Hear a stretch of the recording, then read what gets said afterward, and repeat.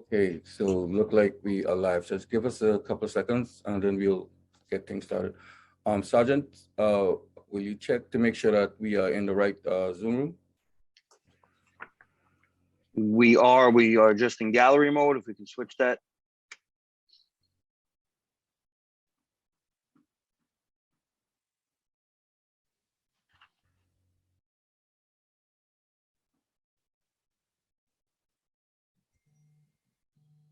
Thank you. And if we could rename our chair. Yeah. Yes. Chair, Ariola, please.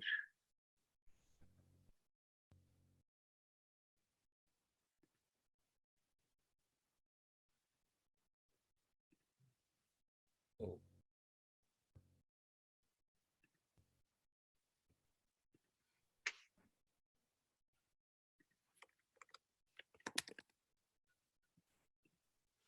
Done. Awesome. So let's get started. Sergeant, will you begin your recordings, please?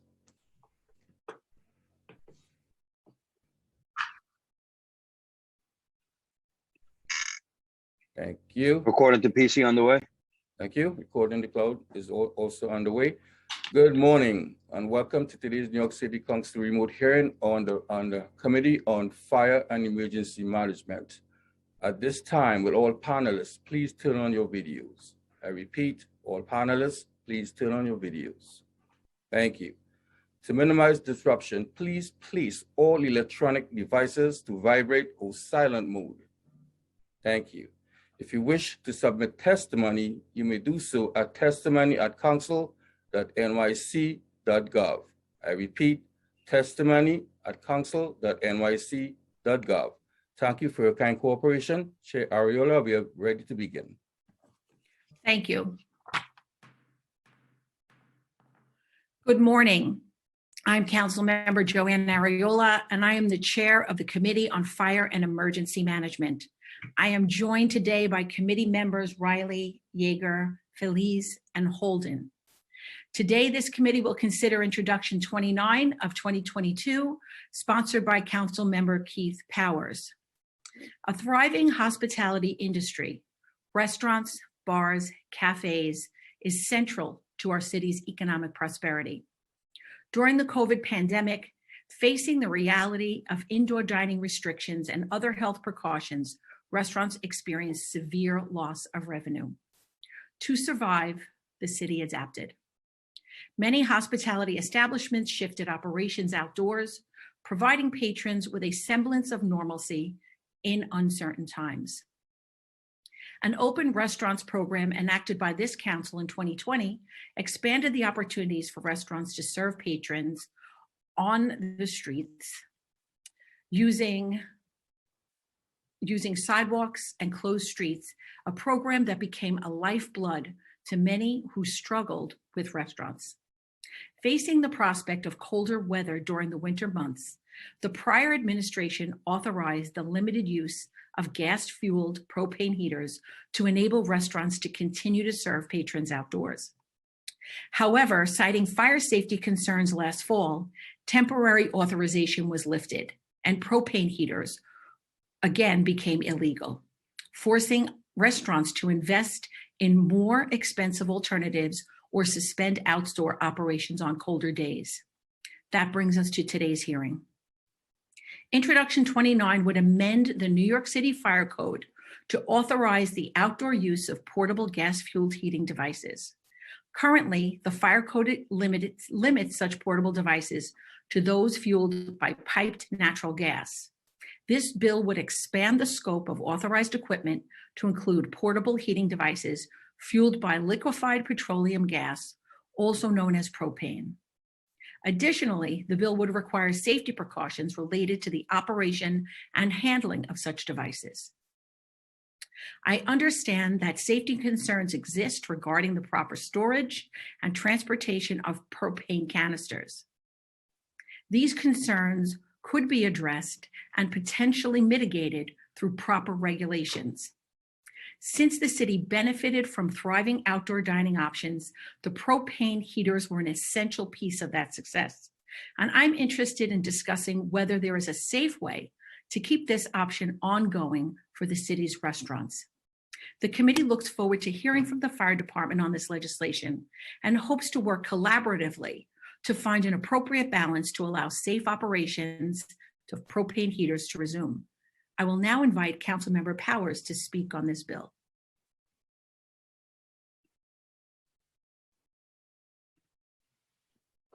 Thank you. Thank you, Chair Ariola, and thank you for giving me the opportunity today to say a few words about my bill, and of course for holding this hearing today. And it's nice to see everyone. And thank you to the members of the committee as well. Earlier this year, I introduced a bill, Intro 29, which would amend the New York City Fire Code to authorize the outdoor use of portable gas-fueled heating devices, aka propane heaters. This was at a moment when we were talking still a lot, and we are, about the permanency and the necessity of outdoor dining, which was a godsend to restaurants in our city during the pandemic. All stakeholders in our city worked hard and quick to get the temporary outdoor dining program up and running, and it's been extremely successful. And I have to give every agency a lot of credit for their work to get this program up and running and to help save our restaurants. And propane heaters became a big part of that as it got cold out in the city, to give people an opportunity to continue to do outdoor dining, to continue to socialize and see each other and continue to find ways to support our restaurants. While this was previously prohibited under the fire code, then Mayor de Blasio allowed their usage by emergency order in October 2020, which coincided with the creation of the temporary outdoor dining program. Then in October 2021, with little warning to restaurants as it was starting to get cold out again, the mayor announced he would no longer allow propane heaters. Instead, he asked restaurants to convert to natural gas or electric heating options and created a grant program to reimburse businesses with less than $1 million to reimburse them for buying the new types of heaters. At the time, then Brooklyn Borough President Eric Adams and myself wrote a letter asking the mayor to reconsider the ban and permit the continued usage of propane heaters under the safety guidelines. And I also sponsored this legislation at the final months of last term. Now, as we're talking here in the city council in the city about the future of the outdoor dining program and creating a program that's safe and workable for everyone, it is a good time to re-examine the reasons in favor and against the ban on propane heaters. And it's my understanding that there were no fires or injuries during their year of usage. So I'm eager to hear more from the fire department about their experience with it during the year that we had it in place. I'm also eager to hear more information about who received those grants and the effectiveness of the heating alternatives. But I've heard from many restaurants who believe propane heaters were a lifeline to them during the pandemic. They already had them. They didn't need to go out and buy new ones. And they believe that we have to be doing everything we can right now to be supporting, like I do, our local restaurants and businesses that providing them with the resources they can to survive. So that's the goal of the bill. We introduced it last year, and of course now here as well. I want to thank Chair Ariola for putting this hearing together and hearing this bill today. Of course, looking forward to hearing from the administration, and want to thank my colleagues who have signed on to this bill so far, including Councilmember Velasquez, who joined me at the introduction of this bill. Thanks so much. Thank you, Councilmember Powers. I will now turn it over to our moderator, Council Josh Kingsley, to go over some procedural items. Thank you so much, Chair. Good morning, everyone. I'm Josh Kingsley, Counsel to the Fire and Emergency Management Committee. Before we begin, I will remind everyone that you will be on mute until you are called on to testify, after which you will be unmuted by the host. I will be calling on panelists to testify. Please listen to your name to be called, and I will periodically be announcing who the next panelist will be. During the hearing, if council members would like to ask a question, please use the Zoom raise hand function, and I will call on you in order. All hearing participants should submit written testimony to testimony@council.nyc.gov. The first panelist to give testimony today will be representatives from the New York City Fire Department. For FDNY, testimony will be provided by John Hodgins, who's the acting chief of department for FDNY, Joseph Jardin, who is the chief of fire prevention for the FDNY, and Kelly Carr, who's the deputy code development counsel at FDNY. I will call on you when it's your turn to speak. Before we begin, I will administer the oath for the members of the administration. I will call on each of you individually for a response, so please raise your right hand and affirm the following. Do you affirm to tell the truth, the whole truth, and nothing but the truth before these committees, and to respond honestly to council member questions? We'll start with Chief of Department Hodgins. I do. Chief Jordan, I do. and now Ms. Carr. I do. You may begin. Thank you so much. Good morning, Chief Areola and all council members present. My name is John Hodgins, and I am the Acting Chief of Department at the New York City Fire Department. I am joined today by Joseph Jordan, Chief of the Bureau of Fire Prevention, and by Kelly Carr, Deputy Fire Code Development Counsel. Thank you for the opportunity to weigh in on the proposed legislation, Introduction 29. When I appeared in front of this committee last month, one of the statistics that we reported was that in 2021, New York City had fewer than 100 fire deaths. We pointed out that this was the 16th consecutive year in which fire deaths remained under that threshold. This is significant, given that it was not long ago that New York City experienced hundreds of fire deaths a year. One of the key factors in the city's success over their last 2 decades has been a strong New York City fire code. We urge the council to be especially deliberative when considering measures that would weaken the code, particularly in the area of hazardous materials such as propane. As the council members are aware, during the early stages of COVID-19 pandemic, then Mayor de Blasio issued an executive order temporarily prohibiting restaurants from admitting patrons inside their establishment. He also issued an executive order temporarily suspending certain requirements in order to help the restaurant industry utilize outdoor dining structures instead. When the fire department was asked to consider suspending the prohibition on using propane as comfort heating, we had several significant concerns. Propane is combustible at a wide range of concentrations. Liquid propane is colorless and odorless, and it becomes up to 270 times more expansive when it is converted to gas. It can be used safely with proper precautions.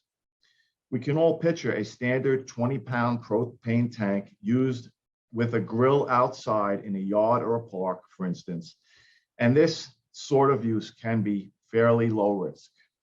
However, widespread use of propane in a dense urban environment transforms the level of risk into a far more hazardous scenario.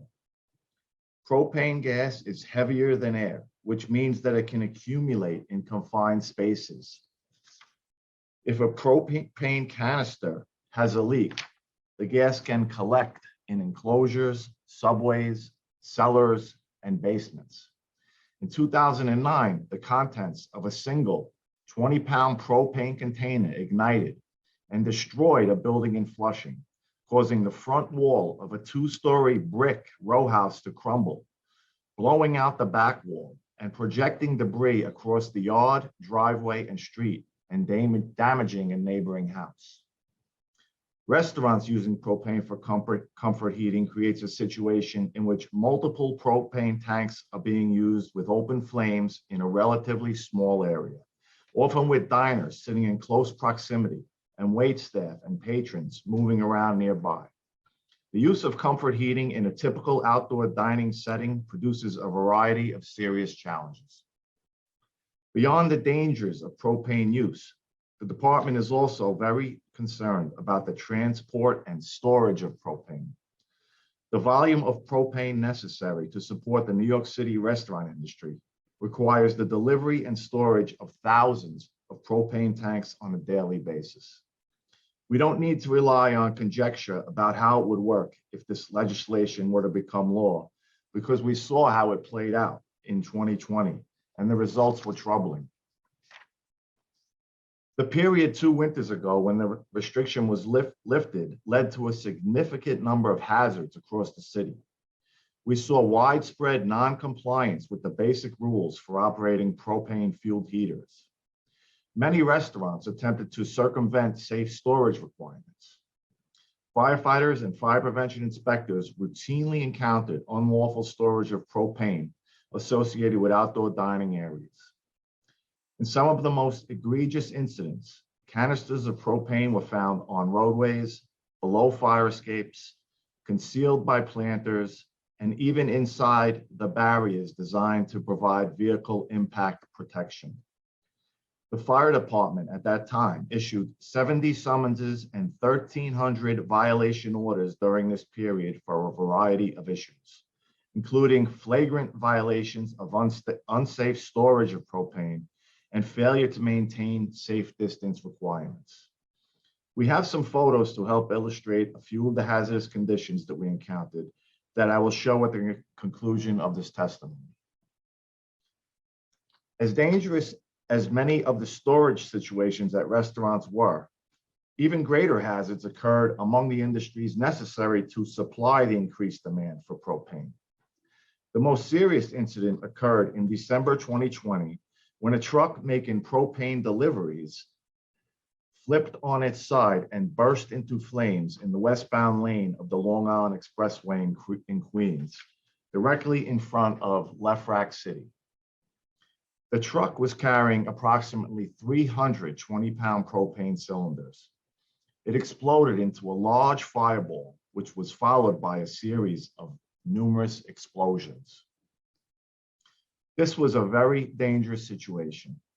There was a large volume of fire with a plume of flames at times reaching the heights of nearby 18-story buildings. Though the explosions and ensuing fire occurred on an expressway, the heat was so great that firefighters on scene became concerned that a shift in the wind might cause windows in nearby dwellings to fail and lead to apartment fires. Propane canisters continued to explode, with many becoming projectiles flying through the air for 100 feet or more, striking nearby buildings and vehicles. The name that we use for this type of explosion is a BLEVE, which is a firefighting term that describes boiling, liquid, expanding vapor explosions. This incident led to upwards of 100 BLEVEs. With propane containers exploding in every direction, it was a minor miracle that none of them struck any first responders or civilians on the expressway or the surrounding areas. We are very lucky that tragedy was avoided. The string of multiple explosions and propane containers becoming missiles initially made it impossible to respond as we normally would to fight a vehicle fire. One fire officer later described feeling unsettled as he could see, hear, and feel the explosions 300 feet away. Initially unsure how to approach, firefighters ended up crawling, being blocked by a Jersey barrier of the expressway to shield themselves from the explosions. They crept to within about 150 feet of the truck, where they used hose lines to begin fighting the fire. A battalion chief on scene described the situation as extremely dangerous, noting that the members really put themselves at risk, particularly given the number of BLEVE explosions. The Bureau of Operations found the incident so concerning that we created a training video to show other firefighters what they would be dealing with if a situation like it occurred again. I know words may not do it justice, so we brought a video of this event just to give you a good idea of what we're talking about. We'll play the video at the conclusion of this testimony. You can see why the fire department has been so reluctant to change the rules again to invite businesses to move thousands of additional propane containers in and out of the city every night. We know from experience that many would be stored and concealed in unsafe ways. At the height of a pandemic, the city took a lot of unusual measures with no intention or expectation that they would become a permanent part of life. This brief experiment, used to help prop up restaurants when they were unable to seat patrons indoors, gave us a winter with numerous problems. We are extremely fortunate that nobody was killed. Since that time, we have successfully completed a winter season in which restaurants were not permitted to use propane for comfort heating. Through their own talent, resilience, and creativity, the restaurant industry has learned to provide comfort heating without the use of dangerous combustibles like propane. In my view, as acting chief of department, this legislation, while well-intentioned, seriously underestimates the significant and potentially deadly hazard to firefighters and the people of New York. At this time, I'll show some of the photos and the video that I mentioned, and then we will I will be happy to answer any questions.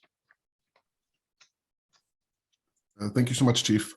We'll share the screen with the proper kind of stuff. Please be sure to describe the pictures as we go along to comply with applicable accessibility requirements. Thank you so much.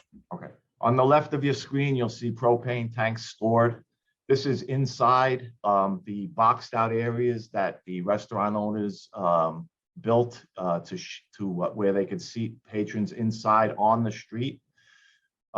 This is, just one car that lost control that would maybe slam into this, these propane canisters could create an explosion that could potentially take down the building that's in front of the outdoor dining structure, and also injure as many people are within a 200 to 300 foot radius of that explosion. In the center, that's the roadway that the tanks are stored in. That's the structure that the tanks are stored in when it went without the cover off, and that's what basically what this slide depicts is storing them on the street where they could be hit by a truck or a car very easily that lost control. This next slide shows storage of propane tanks very haphazardly within structures. Now, storage of propane indoors is prohibited. And here we have, many tanks stacked right on top of each other. It looks like they're stuffed into a bathroom. We have them in storage areas underneath stairways, and also in these, it looks like the basement of potentially a multiple dwelling. We have a lineup of maybe 10 propane cylinders within a multiple dwelling. Now, if a fire were to occur in any of these scenarios inside this building, there would be a devastating explosion that would level the building and injure or kill anybody that's in any proximity to that. And we never know when we're going to have a fire. And these are the situations that we saw on a daily basis when we were out, canvassing restaurants. And by the way, when we went to the restaurants, we went with an education mindset to try to help them to do this safely. And these are just some of the things that we found. Go to the next one. We also had the heaters, which were a hazard, which were placed, the guidelines, there was specific guidelines that they could not be placed with any type of covering. And everybody, a large amount of restaurant owners improvised and not being aware of all of the safety hazards, or not willing to comply with them, or just, I understand it was a difficult time, but you see there's many situations that created a very dangerous situation where the heaters are placed right up against the wall underneath a roofed structure. We have a cylinder that is hidden within a shrubbery, and we have a propane heater within it looks like a tent enclosure, which is a dangerous situation because it should never be in a setting that is covered, let alone inside a structure. We came across more than one time. Now, because of the amount of restaurants in New York City and what it would take to transport these cylinders, if they were complying, which we saw earlier, many of them were improvising and not complying and creating a very dangerous situation. But to do this, correctly, they would have to transport the cylinders in and out of the city every day and every morning and every night when the restaurant opens and when the restaurant closes. A restaurant uses a multitude of cylinders per day to heat the numerous heaters that they are using at their outdoor structure. You see what we started to come across with these large-scale ad hoc storage facilities that were housing up to 900, 1,000 cylinders in large distribution center, and it was for the outdoor dining industry. it was somebody thought that this would be a solution to have the cylinders, close by in areas where there were many restaurants. But in fact, if we were to have a fire, which I said, we never know where we're going to have a fire. It happens any day, any time, holiday, middle of the night, morning. If this building were to go on fire, it would be a devastating war zone of explosions and destruction.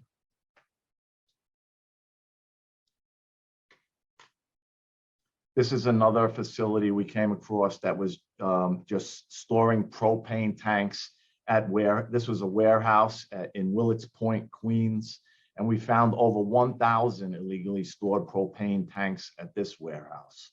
And these are enclosed structures. Sometimes they could be near on a residential block, or just any opportunity could come if somebody could make money and storing these cylinders. We just have a large potential for illegal and extremely dangerous storage of these cylinders due to the volume necessary in a city like New York if all restaurants required using these cylinders. This is the video I described in the testimony of the accident that occurred on the Long Island Expressway. We'll play the video. The truck flipped on its side after sliding on ice. And as you can see, there's a large fireball. And this is a relatively open area.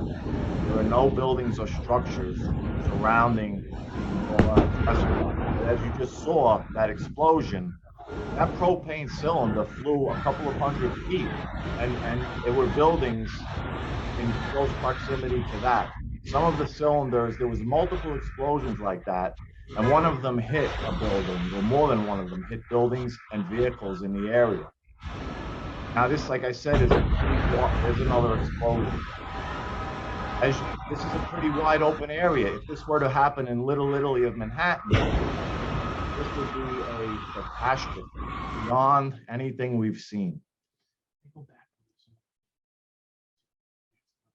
There is another video of what we were dealing with on the Long Island Expressway.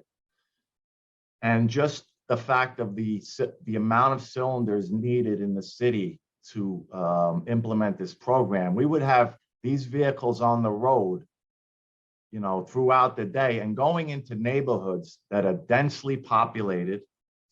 And there is also, just all the buildings are in close proximity to each other. As you could see, these propane cylinders turned into like missiles, and they're projecting hundreds of feet in the air. And this is uncontained. If that happens in a building, it causes structural damage and collapse. So this is, this is an example of just the powerful explosions that portable propane cylinders can create.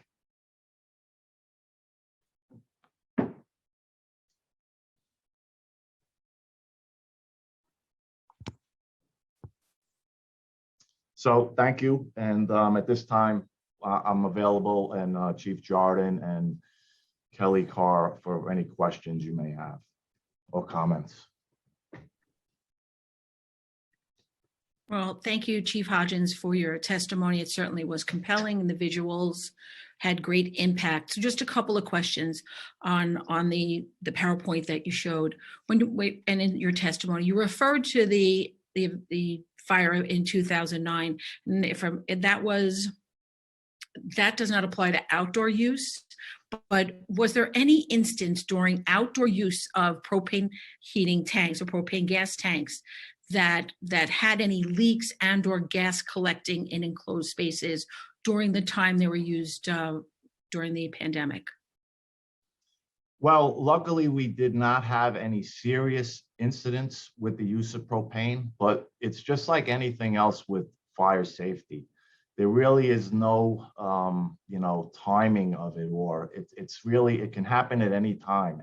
And that's why we have the fire safety regulations, because we understand It really is an issue and a safety issue, not only for the public outside, but even the restaurant employees and the restaurant owners and the staff that works at the restaurant.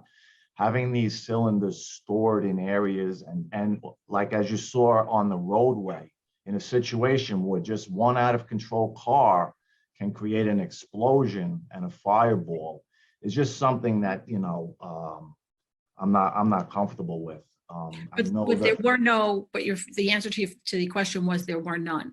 So, and I just want to take a moment to note that council members Carr and Schulman have joined. Additionally, the videos that you showed certainly were eye-opening, but were those trailers or tractor trailers, were they transporting under the guidelines, you know, necessary for the transportation of propane gas tanks? yes. So any transportation of propane requires, you know, adherence to safety, a lot of safety laws. The vendors are licensed and trained in the transport of propane. And yes, that was all of those protocols were being followed in that instance.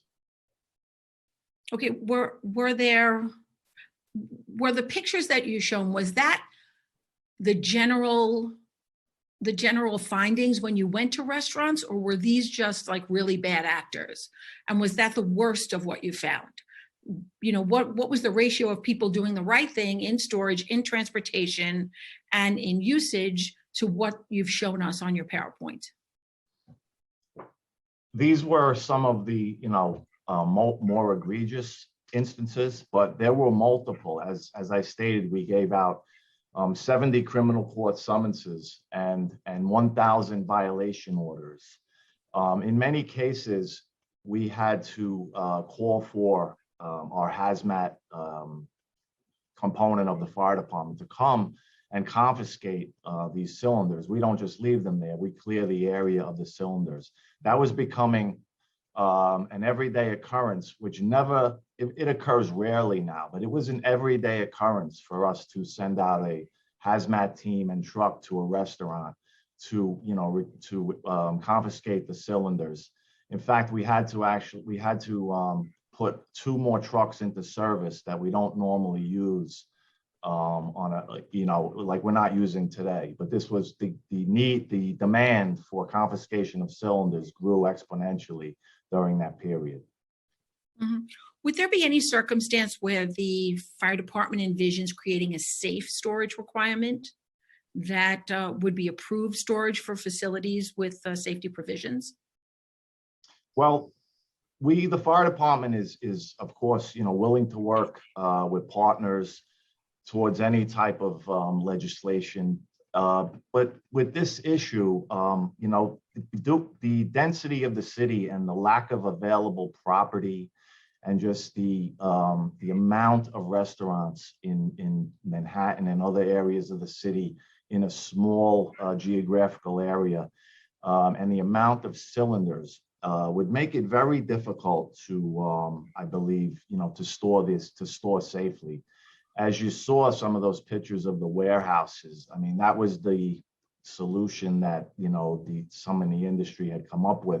And they may not be, you know, well-versed in the extreme danger of this gas. So I'm not placing blame, but, you know, it's just, I'm aware of it. And I know that, you know, it is extremely dangerous and it can cause explosions and building collapses and death. You know, if not stored outdoors in a safe environment, which I'm in downtown Brooklyn right now, I cannot imagine for miles that type of a scenario in this area. So, Chief, what uses for propane are currently authorized under the New York City Fire Code? So, New York City Fire Code allows private dwellings, R3 occupancies, to have a 20-pound propane cylinder for barbecue use. They are also allowed to have 1 additional spare cylinder per household. It is used for potentially for fire pits where you would have one cylinder similar to the barbecue. It is used in construction sites, and it for certain types of construction procedures, and also it is used in for food vending trucks. That is the legal application of propane. So on-street food vendors and carts. Sidewalk food vendors or on-street food vendors and carts. Yes. Okay. And how do you distinguish currently what is authorized use from the use of propane-fueled heating devices then? Well, the 4 instances I just gave you, those are the only authorized use. And distinguish between them is that when we started to talk about legalizing the use in food vending trucks, there were also many concerns with that, and we were able to work with that, given the fact that the volume is manageable, and also the volume of cylinders, and also that the food truck is not on the sidewalk or typically embedded into a densely populated residential area. Well, I disagree with the fact that they're not on sidewalks. I've seen them plenty of times on sidewalks. So let's switch to storage. So what are the current storage requirements for propane canisters? They have to be stored in a fire department approved facility. These facilities are outdoors, and they are in areas where they're not exposing, residential or any other type of occupancies. And they require permitting from fire department? Yes. Okay, as does the naturally piped gas. Does that require a permit? The naturally piped gas, yes, it does require it is, it's a process within the construction field where, a licensed architect would draw the plans, and it goes through the Department of Buildings is the primary approval agency, and the fire department also is involved in that process. Okay, thank you. I'm going to now switch back to Josh as I see some of my colleagues have their hands up. Thank you, Chair. We're going to now recognize Councilmember Powers, followed by Councilmember Holden. Starting time. Go ahead. Thank you, Chair Ariola. I'm just going to go quick, so I'll do some yes or no questions just to kick it off. Did the FDNY and yourself support the initial plan to use propane in 2020? We had serious reservations, but being that understanding we were in a unprecedented time in the city and with a global pandemic, and the fact that restaurants could not see patrons inside, we worked, with all of our entities and sister agencies, and within the fire department, our code council, to come up with some guidelines that we were not 100% comfortable with, but we knew that it was temporary, and we knew that for the viable to keep the city and the restaurant owners alive during that, like I said, unprecedented time. We cooperated, and what happened, the results of it from our standpoint were not good with the compliance of our the regulations we set forth. Were there as a matter of fact, we only had 38 restaurants that were approved within New York City that could actually follow the guidelines that we set forth. Okay. And so were there any serious deaths or injuries that have occurred at a restaurant because of the use of propane? No, luckily during this short period, we did not have any serious death or injuries, but the potential is there, and that is really what fire safety is all about. It is about the potential of taking in all the facts and the dangers and weighing the risk, and that is how we come up with fire safety procedures, not necessarily in reaction to.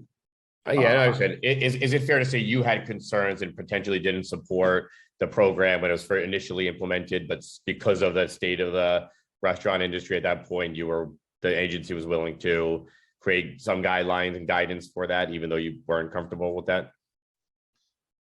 Well, I don't think anybody who's aware of the dangers of propane would be 100% comfortable, but we did our best to, help out, and we came up with guidelines, which, if they were followed, may have created a safer environment, but they were not followed, and that was our experience, and that's what's so troubling. Got it. And is there a program that you could set up or support where you would approve restaurants with the safety plan to use them if they had safety measures in place and did inspections and did a number of guidelines? You had 38 restaurants, you said complied. What would stop you from creating a program to allow some restaurants to do that with inspections and safety protocols? Well, the 38, we had 1,000 applications and 38 were approved. And I don't think it's any unwillingness for the restaurant owners to comply in some cases. It's just to keep the area safe requires certain things to be done that just the geographical situation where the restaurant is and the size of the sidewalk and proximity to other buildings, they were not able to comply. They didn't have the space, or they didn't have the configuration just did not support a legal application. Got it. And you mentioned some uses that are still allowed, for food trucks being one. Those are restaurants on wheels. Many of them operate in my district adjacent to restaurants and next to sidewalks and in very high volume places. Can you explain the difference to me between what a food truck and a restaurant when it comes to why they'd be used? And my second follow-up question to that is, when you look at street vendors, R3 homes, which are basically single family, double family homes, the truck that was delivering them in Queens could have easily been bringing propane to any of those businesses as well. Isn't that fair to say? Yes, but the point of that is that there'll be many more trucks on the road doing that than there would be during the time when it's just being used the way it is now. So if we had restaurants, it would exponentially increase the amount of transportation that's going on in the city, which would naturally increase the risk. Okay. I mean, my last question, then I just have one last statement. Mayor Adams last year co-signed a letter with me in support of this and extending it in the winter months. The administration seems to be testifying counter to that today, saying that you guys are opposed to it. So just wanted to get a clarity on the sort of change in position here. Can you give us some context for, or is the FDNY and the mayor's office have a difference of opinion? No, I think that, we were on the same page. I mean, my job is to worry about fire safety and safety of the public. And that is what, this presentation and testimony is all about. So, I can't really speak, for if there was some type of a difference between then and now, but there's been more information brought forth between then and now as well. Okay, I'll leave my questions there. I mean, I will say, I think some of the information presented today, I think, whether I understand that there's the accident that happened and there was a fire in Queens, and we are here to protect fire safety. But I do think I was looking for maybe some guidance on a program or a plan that maybe would work for restaurants that really maybe wanted or needed guidelines we could have, versus showing us videos of a fire that happened not at a restaurant, or recognizing that the outdoor dining program that was set up very hastily, and even the sheds themselves, a lot of them have issues, and we're looking for a permanent program. So I would have hoped to maybe have some guidance here on a way we could have worked together on this. And instead we got a presentation about how dangerous this is, with some examples that I think were not at restaurants. But I'll leave it there. I know other colleagues have questions, and I do hope the mayor's office will clarify their position to me, and then also perhaps come forward with some ideas about how maybe this could work. Thanks. So before we go to Councilmember Holden, I have to echo what Councilmember Powers is saying. And Chief Hodgins, I understand your position, but this hearing and what we believe the purpose was to constructively cite examples where we can have safe storage and a framework can be built for regulations on safe storage and use. So, you know, Yeah, I we understand have that. 38 restaurants that received permits. You know, what were the guideline requirements for the restaurants who struggled with meeting the compliance? And how do those guidelines compare to the requirements in the International Fire Code? Well, like I expressed before, the configuration of the, you know, how many buildings there are, the size of the sidewalk, all of those factors, you know, come into play when it comes to having an approved, you know, site where this could be done safely. And just the nature of the city and the density, and it did not really allow for it in most cases. And so that's why it's a dangerous situation, or more dangerous than even, you know, there's always a risk when you use propane, but having, you know, a street where there's maybe 10 to 12 restaurants doing this just increases the risk, you know, to a level that is probably very difficult to be acceptable.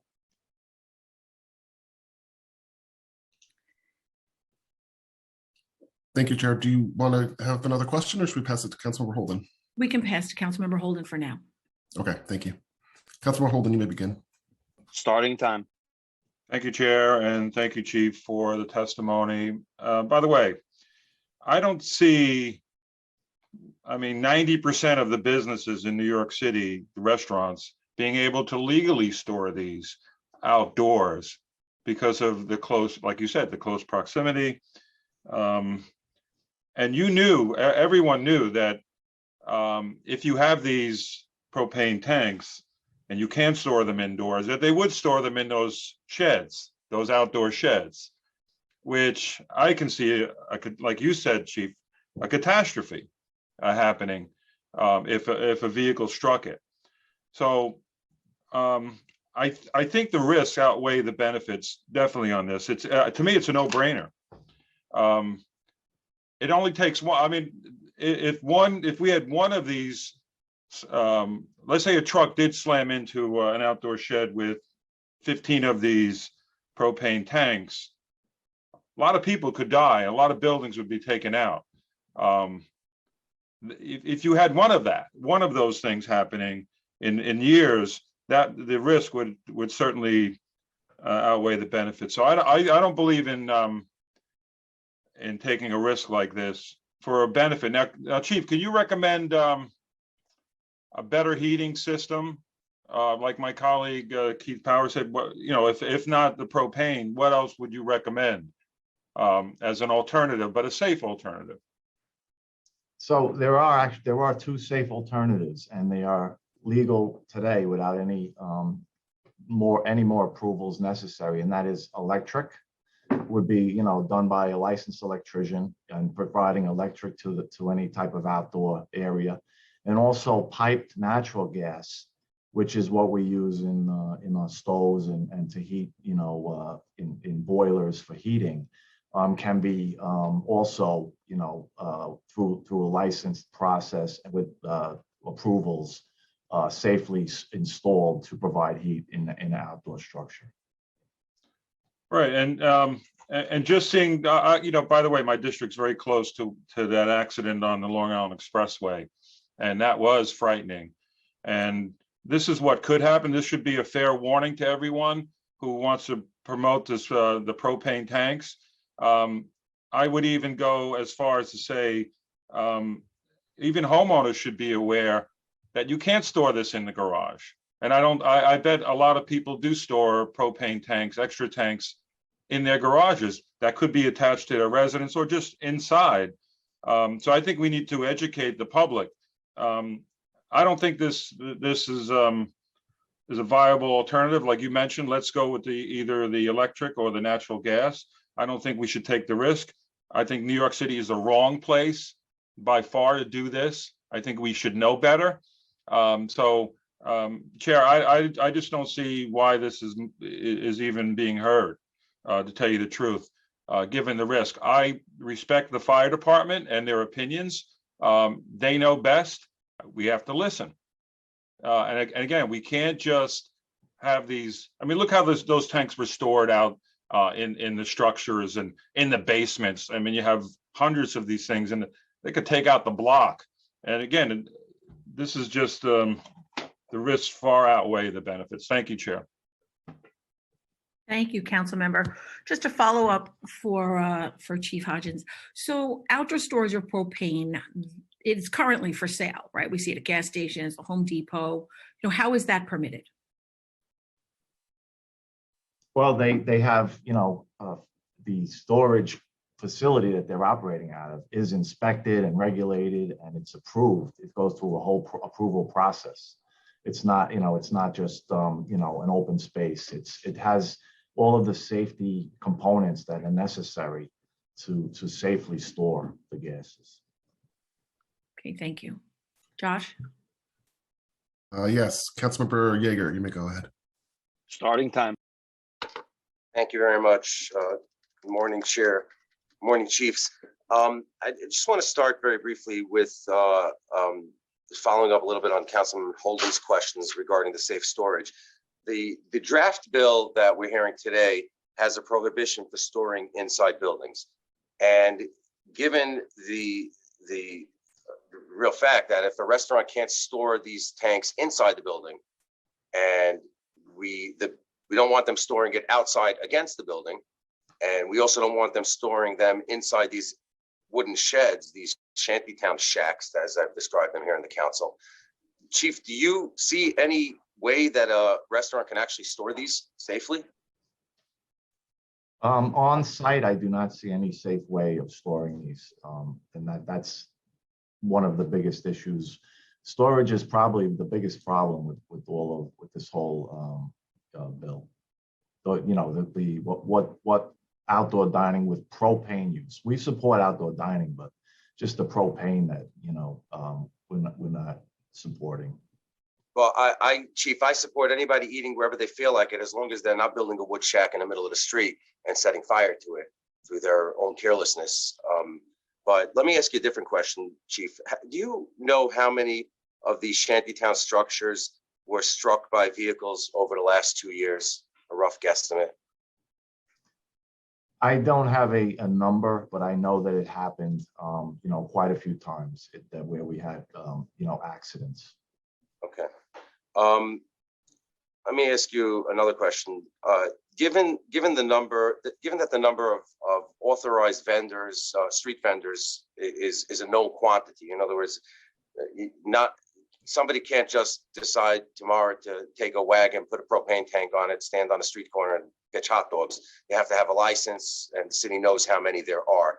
Do you have a rough estimate or some sort of knowledge of how many propane tanks are currently in use on the streets of New York by street vendors right now?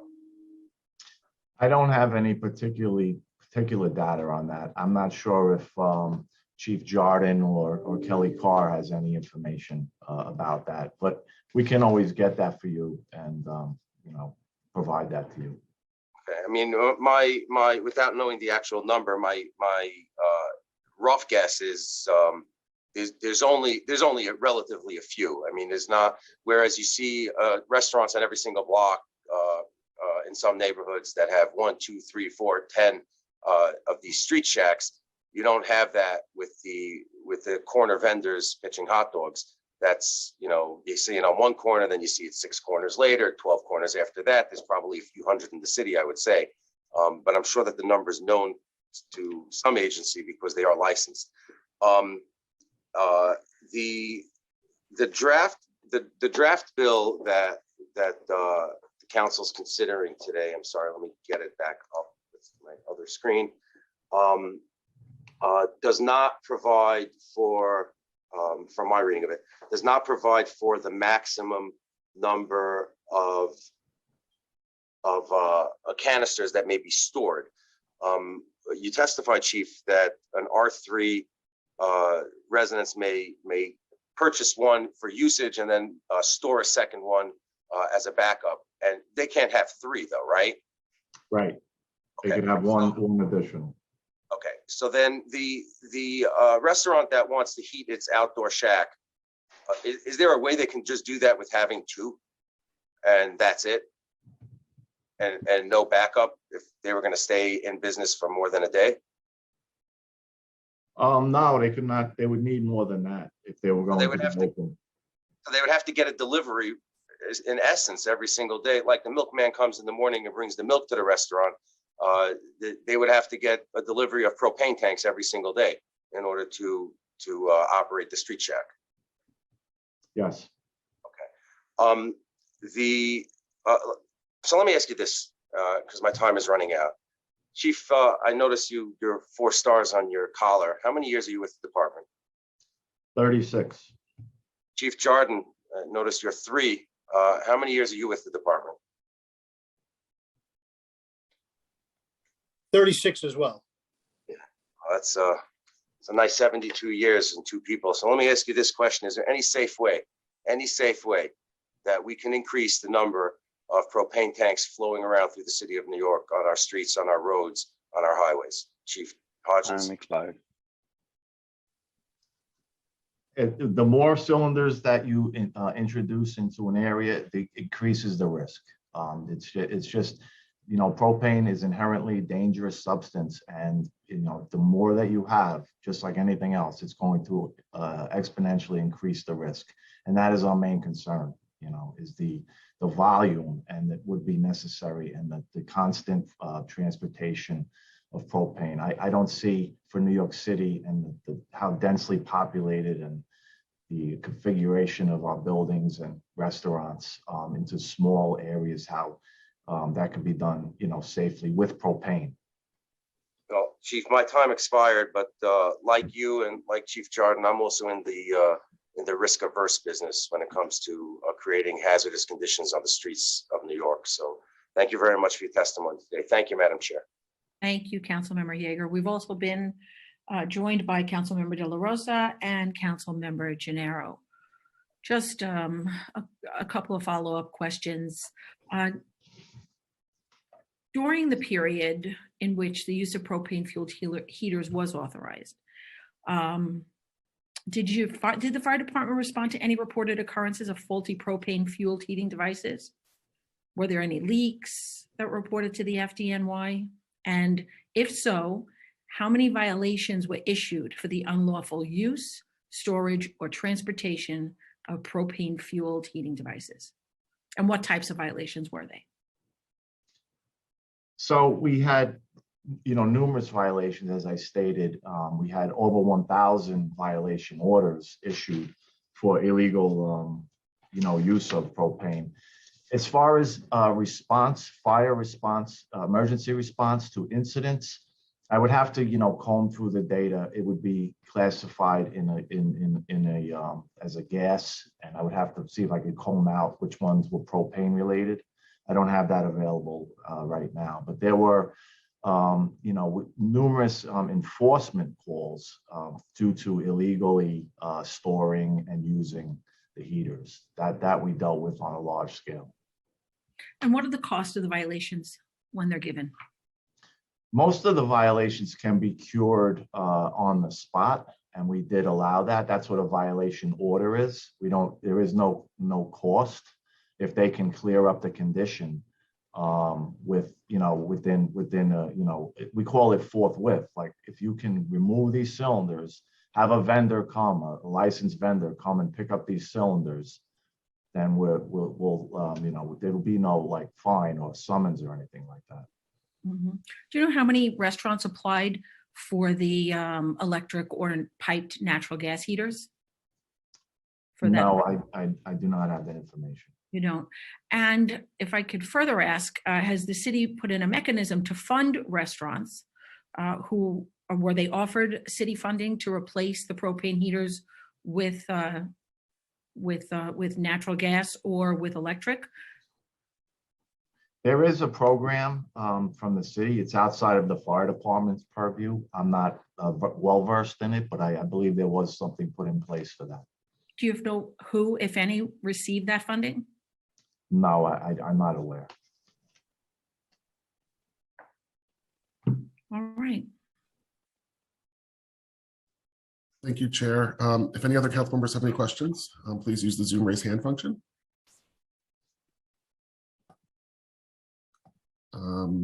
Seeing none, Chair Ariola, you could close this up and then we could hand on to public testimony. I want to thank everybody for your testimony. I think it was honest. I think it was enlightening. And I think it really gives us what we need to do to make a framework so that this particular program can work. Because we do want to see our restaurants succeed. And we want to see those who are eligible be able to have outdoor dining and do that and have our patrons be comfortable while they're eating. But we also do not want to have a risk for their lives. And as council members Holden and Yeager have mentioned, if the risk always has to be taken into consideration when putting any type of legislation forward. But I think the purpose of this hearing and council member Powers, his legislation is to find the safe way to do this. So I'm looking forward to public testimony. Thank you so very much. Thank you, Chair. We'll now move on to the public testimony section of this hearing. We will begin with Max Bookman, followed by Kathleen Riley, followed by Valerie De La Rosa. We're going to do, unlike normal council hearings, we're going to call on each of you individually. So just be prepared when the sergeant says time to begin. So we can begin with Mr. Bookman. Starting time. Starting time. Thank you. Good morning. My name is Max Bookman. I'm an attorney and partner with the law firm Pazetsky and Bookman. Our firm is general and legislative counsel to the New York City Hospitality Alliance, which the members know is our industry trade association here in the city. I want to thank Chair Ariola for holding this hearing, and I want to thank Councilmember Powers for your leadership in sponsoring this bill, as well as Councilmember Velasquez for signing on to it. I too would like to echo some of the comments made by Chair Ariola and Councilmember Powers that we were hoping to hear from the fire department at this meeting, a constructive framework by which we could have a program in place that supports our still ailing New York City restaurants, allows people to eat outdoors in all times of the year, which is something that's accomplished all throughout the country and the state, while of course maintaining public safety, which is paramount. Anyone who's traveled outside of the city of New York, elsewhere in the state and elsewhere in the country, has all eaten somewhere where you've sat under propane heaters. And so there has to be a way that it could be done safely, and it's done in densely populated areas as well. And this was something that the then Brooklyn Borough President Eric Adams, who's now our mayor, supported at one period of time. So it's not exactly what we heard today. We hope that there can be a compromise that's reached, because the existing requirements for piped in natural gas are unsustainable for restaurants. So it was too expensive. No one did it before the pandemic, and that was back when restaurants had money. Now the restaurants are still ailing from the economic effects of COVID-19. No one has money to do it through natural gas. And so there really needs to be a way to do this safely and effectively.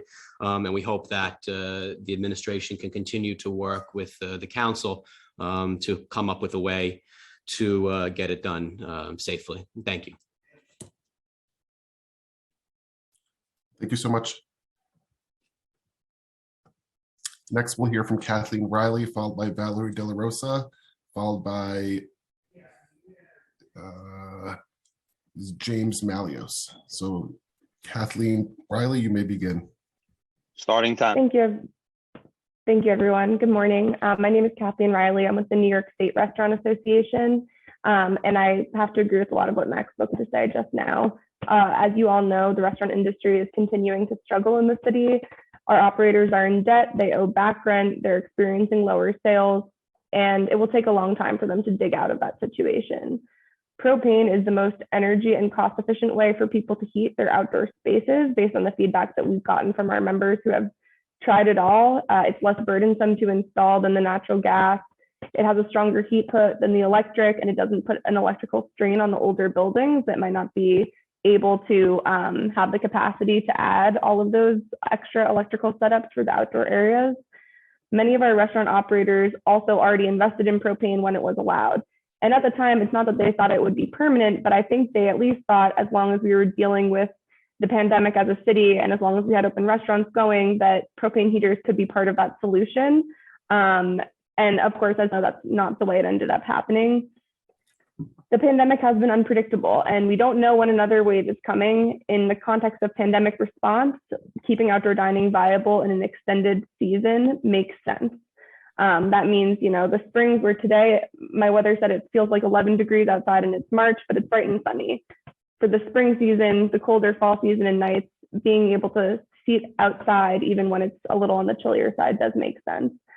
And also, think back to this past winter, we thought we were in the clear, and then the Omicron wave basically shut down dining inside during the holiday season. It's also worth noting that people's tastes have changed during the pandemic, and many people are at this point preferring and seeking out outdoor dining options. We expect that to continue. While there were no safety incidents from the propane heaters, we agree that safety is important, and we encourage the fire department to create a comprehensive training video module, what have you, that we are glad to disseminate. We would also suggest that if FDNY is able to vet and approve and suggest carters that they feel are especially safety conscious, because obviously any sort of crash on the highway is tragic. If there are ones that the FDNY feels are especially, upstanding and they're able to refer to restaurants, that's also something that we would be happy to disseminate members. Thank you. Thank you so much for your testimony. Councilmember Holden, you have a question? You may go ahead. Yes, I'd like to ask the panelists that just spoke if they have a suggestion on the storage, or they can point us to their clients that have stored it properly outdoors, a number of them, let's say these propane tanks. Because what we heard is of the nightmare stories. Do we have any examples of proper storage from your clients that you could show us, especially if they're storing 20, 30 of these propane tanks, which must be stored outdoors? Do we have some good, we saw the nightmare scenarios from the fire department. Do we have any great examples of somebody that's storing it properly? Can you show us? I think the majority of people were using some sort of service, or in a scenario where they were, like, let's say they have a personal home that's somewhere that's significantly more sparse, like they live out on Long Island somewhere. I think some people were bringing them back to like a big yard and storing them away from people's homes. But I think the majority of people were using service providers to pick up their tanks and bring them to a safe, permitted storage facility at the end of the night. But if you could send the committee photographs of proper storage, we could look at that as an example. But I just don't see how it's possible, given the chief saying you would have to get daily service deliveries, because if you're storing 20 or 30 of these outdoors in a tight space, that seems to be a recipe for disaster at this point. I just don't I don't see how. Again, point us to some great examples in a tight space that these are stored properly, because according to the chief, it can't be done.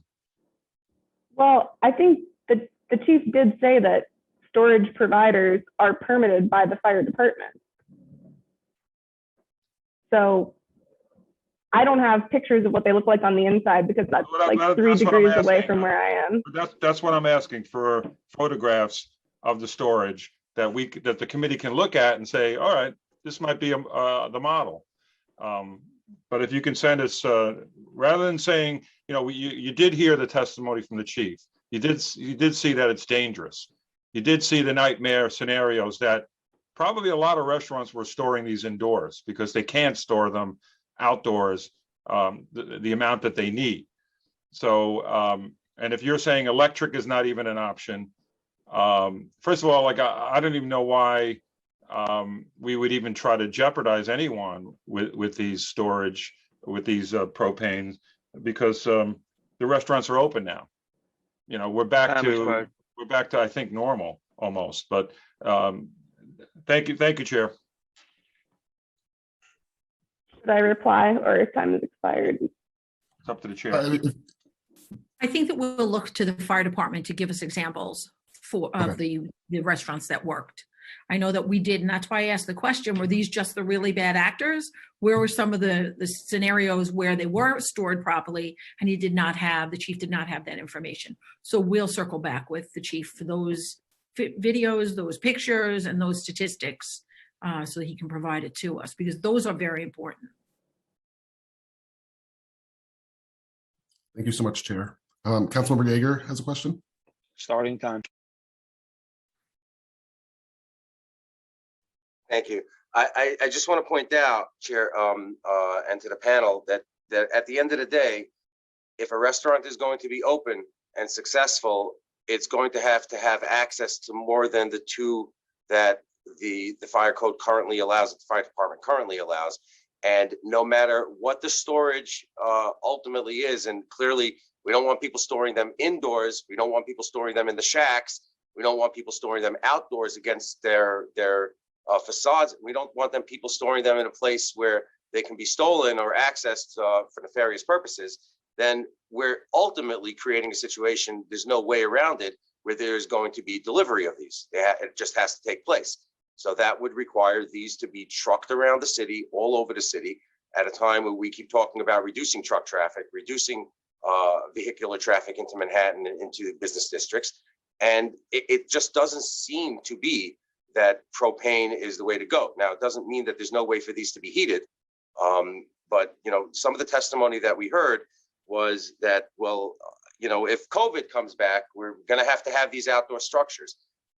I must simply state the obvious. I think that if COVID comes back to the point where restaurants have to be closed and people therefore have to eat outdoors, putting them in an enclosed structure is not outdoors. That's not outdoors. That's still indoors. And, sealing up a wood shack just because it happens to be on the street doesn't make for outdoor dining. That's just sitting indoors in a new shack outside. So I think, using that as a reason for why we must get this done, I don't think makes sense. I think if we say using it as the reason that we have to do it is because we want restaurants to be able to double the size, okay, then let's just say that.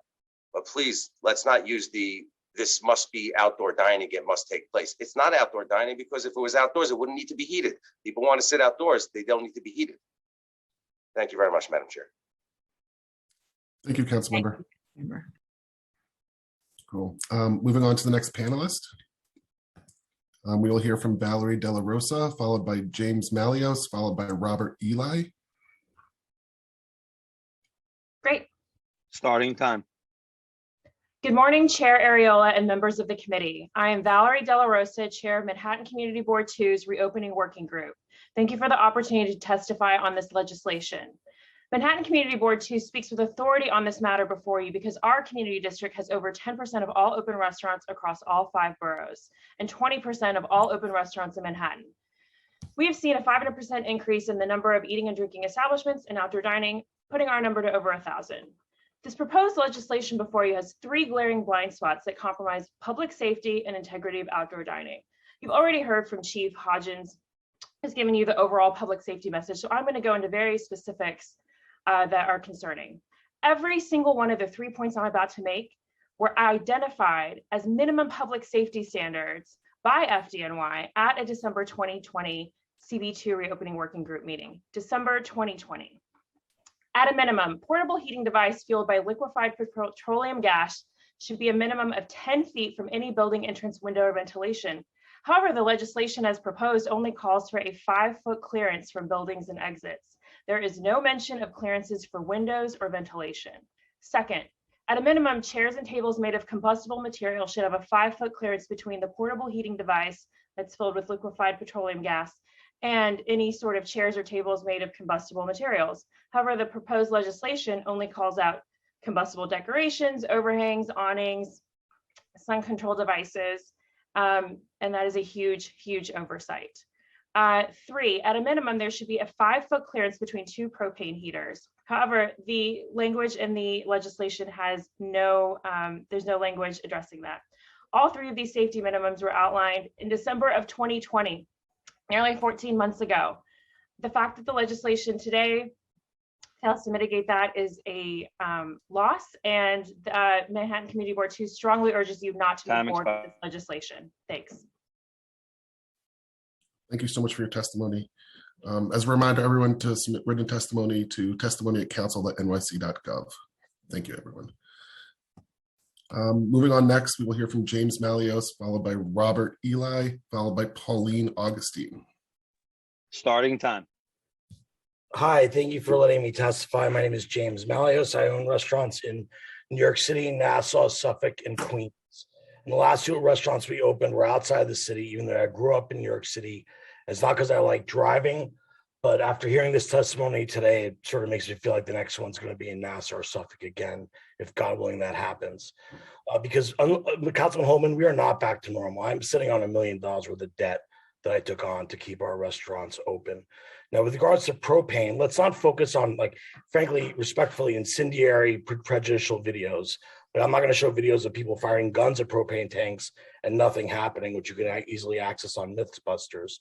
I'll tell you how we stored propane, because you asked, Councilman Holden. We stored propane at first, when the first time we got inspected, what I was told actually was to store it in a car, which I find just to be absolutely gobsmackingly weird, that you'd put it in a car on the street or a car in a garage, much less with hundreds of other cars, which didn't make any sense to me whatsoever. But instead, what we did was we paid a service, probably around $200 a day, to bring in propane tanks every day and take them out every night, because that was vital to our survival as a business. And we employ 50 New Yorkers.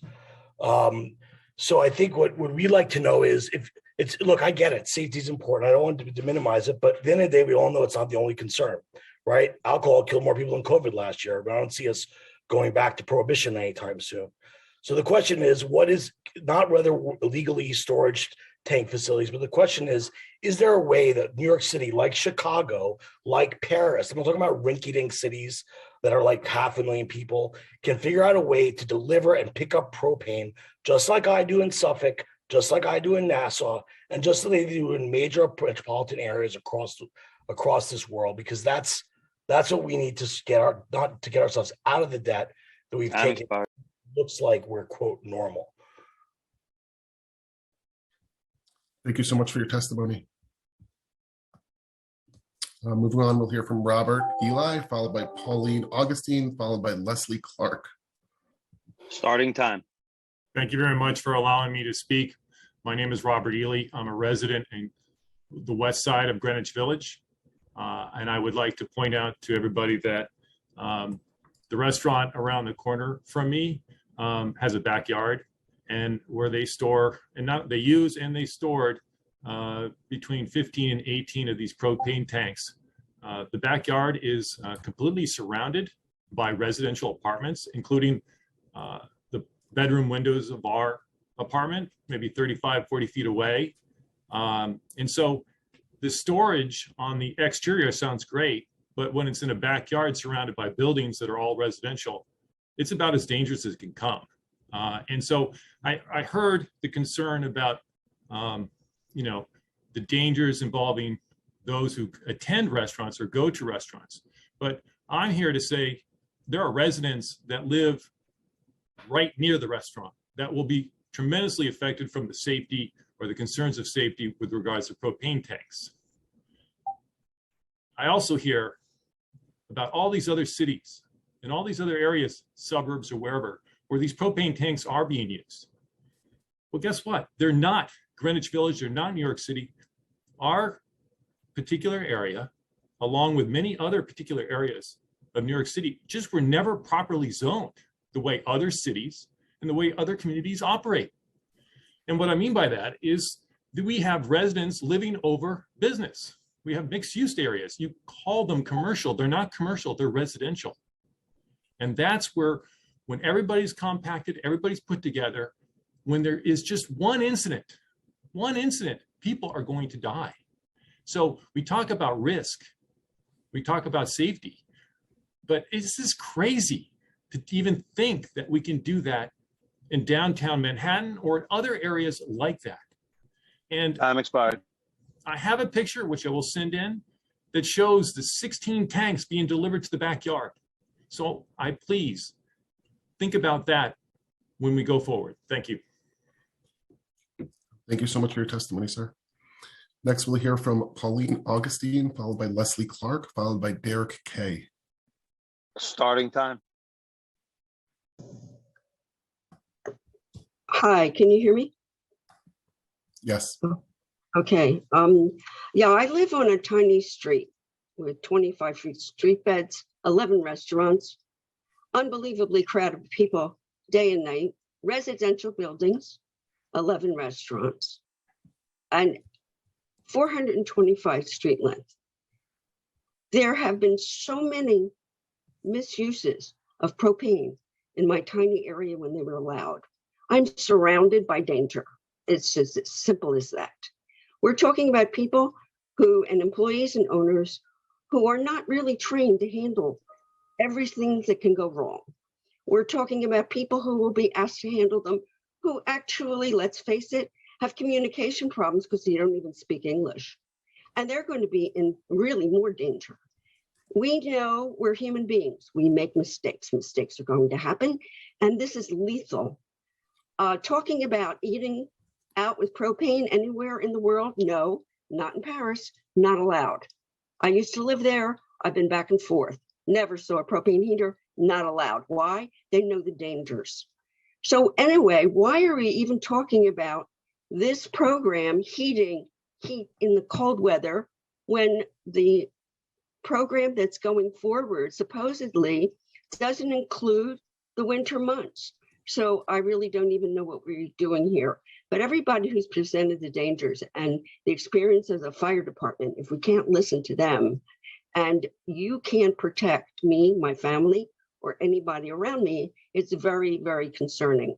I really thank you for letting me allow to testify, and please vote against this. It just does not make any sense whatsoever. Thank you.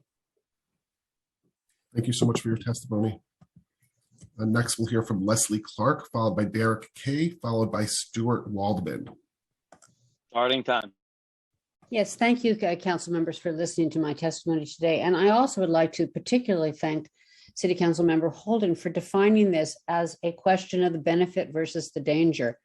And when you have a danger as great as was described to us this morning by the fire department personnel, I don't see what benefit can possibly outweigh that. It doesn't, it just takes one. I also live, it just takes one explosive incident. And by the way, I used to live in a country that used this, the Dominican Republic, and there were explosions all the time from this very dangerous, heavier than air gas. What I find particularly troublesome here is talking about ways that people in restaurants are going to follow a set of guidelines. And I'm also hearing today something I hear a lot, which is there are a few bad actors, everybody else is doing it right. Well, we had a survey done of our neighborhood in the summer of 2021 by City Council President Corey Johnson's office that showed that 93% of restaurants in our City Council district did not follow the rules of outdoor dining. Now, that's one thing if you're putting chairs on the curbside, but if which is annoying, but you're talking about only 7% of restaurants following the rules in our City Council district. This is a serious problem. I would just like to get rid of this notion that there are a few bad actors. In fact, there are very few who have actually followed the rules in a program that is notorious for non-enforcement by the DOT. I think all of you can look to your own districts and see it around you all the time. The DOT does not enforce this program. I strongly urge you to go with the danger here and vote against this dangerous bill. Thank you. Thank you for your testimony. Next, we'll hear from Derek Kay, followed by Stuart Waldman, followed by Leif Artson. Derek, you may begin. Hi, everybody. My name is Derek Kay. I'm the owner of Takumi Taco, which has several food businesses in New York City. I own several food trucks, and I'm also the owner of NYCC Propane Delivery. Last year, I also, during the pandemic, had one of those 38 permits that legally allowed my food business to have a propane heater on site. I founded NYC Propane Delivery when my food businesses were closed during the pandemic. NYC Propane Delivery offers a drop-off and pickup service for restaurants. So we drop off the propane tanks in the morning, and then we pick them up at the end of the night. So this is a safe solution for storage for restaurants, so they do not have to store any propane tanks on site. Contrary to popular belief, propane tanks are a safe and efficient resource to restaurants with outdoor heaters. They're used throughout the country and much of the world, and they're used in cities like Philadelphia, Chicago, Washington, D.C., Las Vegas, Los Angeles, and San Francisco, all with very limited rules and regulations. Not that I'm saying that there shouldn't be. I believe that the city and the fire department can come to an amicable agreement on the conditions that would alleviate their concerns. Of course, the top one being that no propane is ever stored on site, that it is always dropped off and picked up by companies like my own, and that companies like myself work with larger regional suppliers such as Paraco Gas or Blue Rhino to ensure that the tanks are always inspected every single time they are refilled, and they're refilled to the maximum limit and not overfilled any more than that. There are thousands of propane tanks on the streets already being delivered daily. There are a few thousand food trucks and food carts in New York City, which means there are 6,000 or 7,000 tanks already out on the streets. To the best of my knowledge, there are also, there's talk of lifting the cap of permits for food trucks and carts, meaning that another, I believe, 1,000 permits will be given out for more food trucks and carts who will also have more propane tanks to be on the streets as well. So I just want to reiterate that there are safe ways for drop off and pickup to be done, and that if 1,000 restaurants each used 4 propane tanks, that would be 4,000 tanks, which would require about 12 propane delivery trucks to carry. So I know that we're talking about, you know, large numbers and macro ideas, but with 10 or 15 trucks in New York City, you can service close to 1,000 restaurants on a daily basis, working with a propane supplier outside of New York City like Paraco Gas. I'm happy to answer questions and would love to be able to work with the City Council and the Fire Department on this as both a restaurateur who used propane and somebody that owns a propane delivery company. Thank you so much for your testimony. Moving on, we'll hear from Stuart Waldman, followed by Leif Arntzen, followed by Jem Boyd. Starting time. You can hear me? Yes. Okay. I actually put away my testimony because the chief said it a lot better than I could say it. To those council members who are trying to figure out a way to make this unsafe and dangerous proposal legal, I'd like to remind you that we're 3 days removed from the anniversary of the Triangle Shirtwaist Factory fire. Now, Triangle Factory opened in 1901. 10 years, it operated safely for 10 years. There were no problems. But in 1911, 146 people died in a fire. So fire prevention isn't about, oh, well, we tried this and it was a little dangerous, but look, it's worked. It's about judging. It's about judgment. And the fire chief has better judgment than you and me. We live in a densely populated city. Any small accident could take hundreds of lives. And I'd like you to consider that when you're voting on this, because this is human life we're talking about. We're not talking about dollars and cents. We're talking about human life, and that always should come first. Thank you for listening.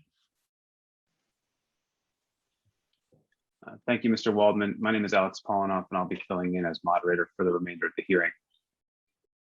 Next up, we will hear from Leif Arntzen, followed by Jem Boyd, and then Alida Camp. Mr. Arntzen, you may begin when the sergeants announce the time. Starting time. Can you hear me? Yes, we can hear you. Okay, thank you. I'm speaking on behalf of Central Village Block Association, as well as for Catherine Arntzen. We're together here, but speaking for our neighborhood. I would just say it's We can't get our streets swept. We can't get accessoride into the street to pick up elderly. Yet now we're contemplating to Mr. K's idea and new startup business to start making room for more trucks to try to enter a street that's already congested to do what? To deliver propane tanks and pickup tanks. I find it, I'm certainly not interested in your service for that. I just want to say that residents in this neighborhood are adamantly opposed to restaurants being allowed to use propane outdoors. In this area, there's 115 active liquor licenses within a 750-foot radius of Cornelia Street. There are 11 operations on this one single narrow block. This is a residential zone with mixed-use space and with ground levels used throughout the area. There's cellar hatches, grates, below-ground stairwells, Con Ed hatches and grates and manholes directly outside the restaurants, and they're directly outside our doors and windows of our homes. This is where residents live. And restaurants and bars are notoriously challenged to control conditions inside their spaces, let alone outside on the sidewalks and streets that are outside our homes. Entrusting safe handling of this dangerous gas to the hands of restaurant owners and workers is totally unacceptable, and we urge this council to respect our safety concerns. We, as Stu said, the fire department spoke volumes. Time expired. And we're very concerned. Thank you. Thank you, Mr. Arnson. Next up, we will hear from DM Boyd, followed by Alita Camp, and then Sherry Leon. DM Boyd, you may begin when the sergeants announce the time. Starting time. Can you hear me? Hello? Yes, we can hear you. Yes. Okay. Thank you. First of all, thank you, council members, for holding this hearing. But most of all, thank you for the FDNY chief for explaining the dangers of the situation. No one else can explain it better, and no one else should not be heard more than the the fire department. I'm going to send you examples. I live on the Lower East Side. We have hundreds and hundreds of shantytown sheds surrounding our homes. They're just waiting to catch on fire. We have photographs of propane gas kept outside, and then we have photographs of following days where they were vandalized. This is just an unwise program, and for the council members, they're trying to fit a square peg into a round hole to justify a program that will put lives at risk is absolutely insane to me. Just so you know, Paris has banned these heaters, these gas propane heaters. And one of the other reasons that no one's discussing is because of the environmental impact these propane gas heaters cause from CO2 emissions. That's another factor. And the fact that we're going to ask restaurants now to have delivery trucks to bring propane gas as a resolution is insane. The traffic is insurmountable, and a lot of it is caused by these sheds that are causing backup. And again, I just want to end on a note about the fire department. They've done so much through this program, this emergency program. I've had to see fire trucks back up into streets because of the sheds. I've seen them like barely fit in, and I just want to just really give applause and a shout out to the fire department for working extra hard, and we should not be putting their lives at risk because of propane gas for the restaurant industry. Thank you. Thank you, Ms. Boyd. Next, we will hear from Alita Camp, followed by Sherry Leon. And as a reminder, if anybody would like to testify who has not already done so, please use the Zoom raise hand function or email your testimony to testimony@council.nyc.gov. Alita Camp, you may begin when the sergeants announce the time. Starting time. Thank you. Thank you for hearing my testimony. My name is Alita Camp. I'm a member of Community Board 8 Manhattan, but I'm testifying individually. The fire department powerfully demonstrated the dangers of using, storing, and moving propane heaters and tanks. The department are experts in fire safety and prevention. Enforcement of many outdoor dining rules failed. Who will enforce the propane heater rules? That there were no deaths when they were used does not mean that there will not be any in the future. The dangers are clear. New York is densely populated. Restaurants now have indoor dining. There is simply no reason to allow propane tanks. Would you eat at a restaurant with a D or F health rating? Would you go to the airport in a cab without seatbelts? Would you get in a for-hire vehicle if the driver didn't match the information you were texted? Would you do any of these if you could save a few dollars? Why would you allow heaters that are a fire safety hazard when there are alternatives? Why would you allow public health and safety to be at risk when there are alternatives? New York is congested. Fires have resulted in deaths. Why would you take the chance? I don't want to live near or above propane tank usage or storage for restaurants. I don't even want to walk down the street next to restaurants with propane heaters and tanks. Do you? Do your constituents? Is the risk worth the savings when there are alternatives? What if a pedestrian walks by with a flammable coat? What if someone gets caught on a sidewalk and trips against the propane heater? Listen to the expert, the fire department. There is simply no reason to put the lives of New Yorkers at risk when there are alternatives. As Councilmember Holden stated, it only takes one. Cars have hit restaurant sheds. And the danger from that makes it even worse. You must look out for all New Yorkers. There is no safe way for restaurants to use and store propane heaters safely in the city. If there is a tragedy, do you want it on your heads? Thank you. Thank you, Ms. Camp. And we will hear from the next panelist is Sherry Leon.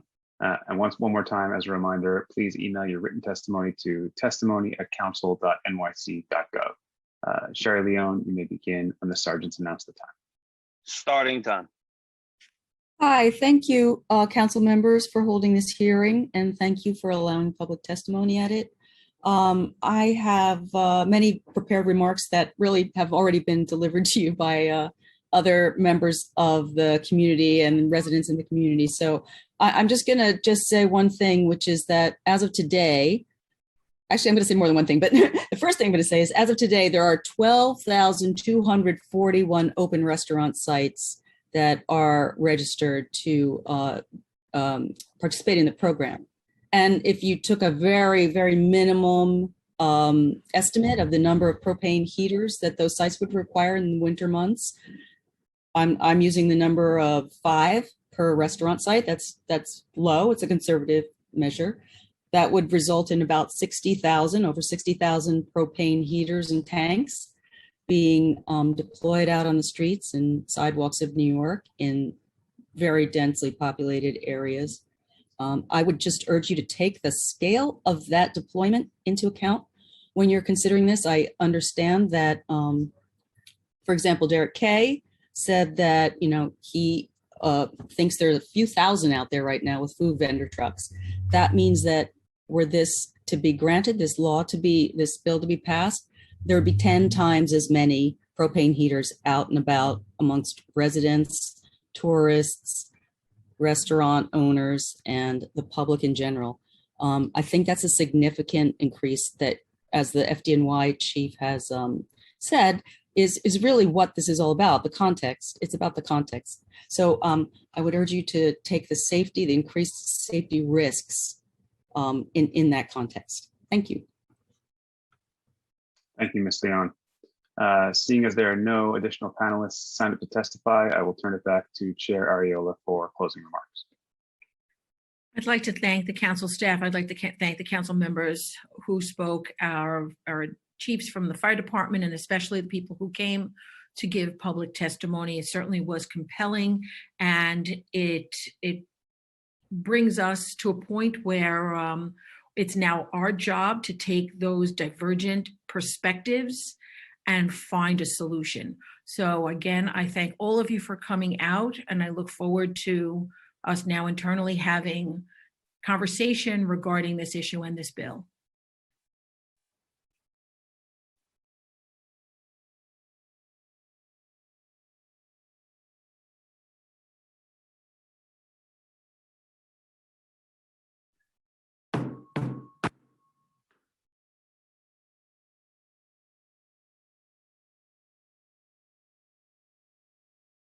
This is the end of the hearing, Alex. Thank you, Chair Ariel. Thank you.